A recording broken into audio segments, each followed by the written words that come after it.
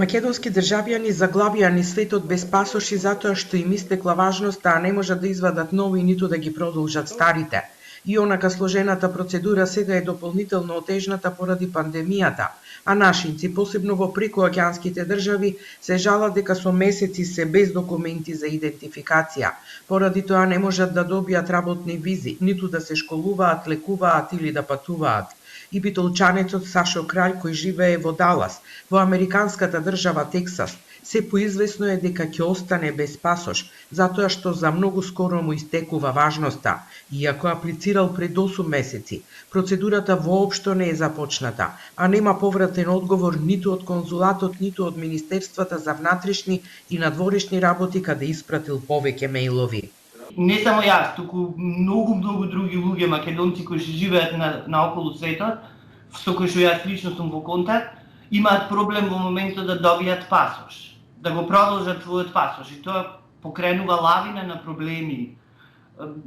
Се губат работи, престојот е во прашање и така натаму и така натаму. И малку е смешно затоа што живееме во време на брз и технолошки развој. И ова е нешто проблем кој што може многу лесно да се реши. Министерот за надворешни Бујар Османи вели дека процесот бил блокиран, но по неговото доаѓање на функција активирал 15 мобилни тимови низ светот кои фотографирале над 7000 граѓани кои аплицирале за пасош. Вели има проблеми само во неколку држави, но демантира дека станува збор за масовна појава и најавува законски измени со кои патните исправи ќе важат до крајот на годината. Мислам дека законската измена за продолжување на валидноста на рокот на трајање на пасошите до 31 декември значително ќе ги релаксира граѓаните, а и нас да можеме да се организираме да ги покриеме сите граѓани. Сепак светот е во кризна ситуација, се адаптираме на кризните услови. Нашите во диаспората пак велат дека не само за време на пандемија, постапката е исклучително сложена и во нормални услови, поради што македонката Хелена Роза, која живее во Нов Зеланд, веќе покрена петиција за поедноставување на процедурите.